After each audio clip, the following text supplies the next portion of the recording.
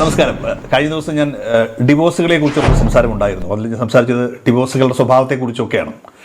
ഇനി ഒരാൾ ചോദിച്ചൊരു ചോദ്യം, ഈ എൻ്റെ വിവാഹബന്ധം വേർപെടുത്താനായിട്ട് ഭാര്യ ഒരു പെൺകുട്ടിയാണ് പറഞ്ഞത്, ഞാൻ കൊടുത്തിട്ട് ഏകദേശം 5-6 വർഷങ്ങളായി, ഇതുവരെ കേസ് എങ്ങും എത്തിയിട്ടില്ല എന്ന് പറഞ്ഞു. അപ്പോൾ ഞാൻ ചോദിച്ചു, നിങ്ങൾ എങ്ങനെയാണ് അത് വീട്ടുകാരായിട്ട് കൊടുത്തേക്കുന്നത്? ആദ്യം തന്നെ കോൺടസ്റ്റ് ഡിവോഴ്സറായിട്ടുള്ള ഒരു ഏകപക്ഷീയമായിട്ടുള്ള നിലപാട് എൻ്റെ ഭാഗത്ത് നിന്ന് കൊടുത്തിരിക്കുകയാണെന്ന് പറഞ്ഞു.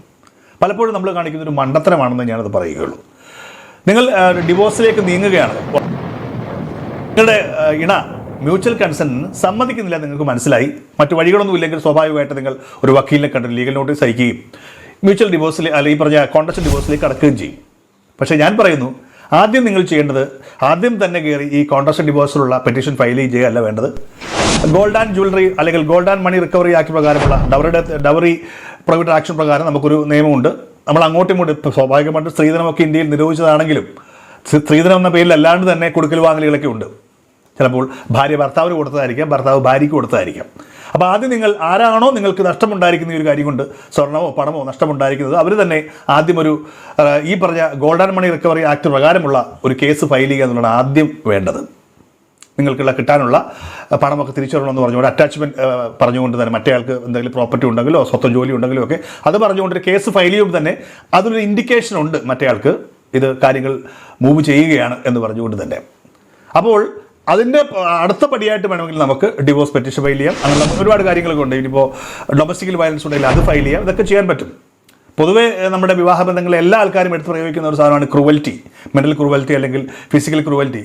കോടതിയുടെ മുന്നിൽ ചെല്ലുമ്പോൾ തെളിവുകൾ പലർക്കും ഉണ്ടാവില്ല. കാരണം എല്ലാവർക്കും പറയാനുള്ളൊരു കാരണം അത് തന്നെയാണ്. വളരെ കുറച്ച് ആൾക്കാർ മാത്രമാണ് മറ്റ് ഗ്രൗണ്ട്സുകൾ, അഡൾട്ടറി ആയാലും ഡെസേഷൻ ആയാലും ഈ പറഞ്ഞ കൺവേർഷൻ ആയാലും ഒക്കെ പറയാറുള്ള വളരെ കുറച്ച് ആൾക്കാർ മാത്രമേ ഉള്ളൂ. മിക്ക കുടുംബ കേസുകളിലും ക്രൂവൽറ്റിയാണ് ഒരു ഗ്രൗണ്ടായിട്ട് കാണിക്കാറുള്ളത്. അതുകൊണ്ട് കോടതി വളരെ സസൂക്ഷ്മം അത് വീക്ഷിക്കും. വെറുതെ അങ്ങോട്ട് പറഞ്ഞു കഴിഞ്ഞാൽ തെളിയില്ല. അപ്പോൾ കൃത്യമായിട്ടുള്ള തെളിവുകൾ ഉണ്ടാക്കി വെക്കുക എന്നുള്ളതാണ് സുപ്രധാനമായിട്ടുള്ള ഐറ്റം. നിങ്ങളൊരു പ്രോസസ്സിന് തോന്നുമ്പോൾ നിങ്ങൾ ഉപദ്രവിക്കുന്നു, ഭാര്യ ഭർത്താവിനെ ഉപദ്രവിക്കുന്നത്, ഭർത്താവ് ഭാര്യയെ ഉപദ്രവിക്കുന്നു പറയുമ്പോൾ വാക്കുകൊണ്ട് പറഞ്ഞാൽ മാത്രം പോരാ, അതിനുള്ള തെളിവുകൾ ഉണ്ടാക്കാം. അപ്പോൾ ഭർത്താവ് സ്ഥിരമായിട്ട് ഭാര്യ ഉപദ്രവിക്കുന്നു, ശാരീരികമായ പ്രശ്നങ്ങളുണ്ടായി, നിങ്ങൾ ഹോസ്പിറ്റൽ അഡ്മിറ്റ് ആയി, എൻ്റെ തെളിവ് വെക്കുക, പോലീസ് സ്റ്റേഷനിൽ കംപ്ലയിൻറ്റ് കൊടുക്കുക, അതിൻ്റെ റെസിപ്റ്റ് മേടിച്ച് വെക്കുക, വീഡിയോസുകൾ, ഇപ്പോഴത്തെ പുതിയ കാലത്ത് വീഡിയോസിലൊക്കെ നമുക്ക് ഷൂട്ട് ചെയ്ത് വെക്കാൻ പറ്റും. അപ്പോൾ ഇത് കൺസിക്യൂട്ടീവ്ലി നമ്മളെ ഇങ്ങനെ ഉപദ്രവിച്ചുകൊണ്ടിരിക്കുന്നതാണെങ്കിൽ ഇതൊക്കെ നമുക്ക് കോടതികളിൽ തെളിവായിട്ട് ഹാജരാക്കുവാൻ പറ്റും. ശാരീരികമായിട്ടുള്ള ഉപദ്രവം, ഇപ്പോൾ നേരത്തെ പറഞ്ഞ പോലെ തന്നെ ഈ കിടപ്പറ രംഗങ്ങൾ പലപ്പോഴും ചോദ്യം ചെയ്യപ്പെടാറുണ്ട്.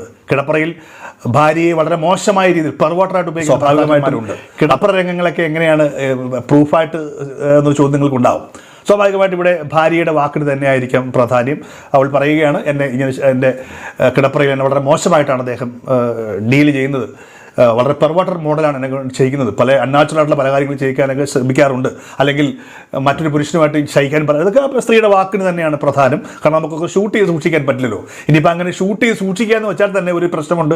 കോടതി അത് കാണിക്കാമെങ്കിലും കഷ്ടകാലത്തിൽ ഇത് പുറത്തേക്ക് വന്നു കഴിഞ്ഞാൽ, അല്ലെങ്കിൽ ഭർത്താവിൻ്റെ കൈ കിട്ടിക്കഴിഞ്ഞാൽ അത് നാട് മുഴുവൻ കാണുന്നൊരവസ്ഥയിലേക്കും എത്തും. അതുകൊണ്ട് അത്തരത്തിലുള്ള അഭ്യാസങ്ങൾക്ക് മുതിരാതിരിക്കുകയാണ് ഏറ്റവും ബെസ്റ്റ്.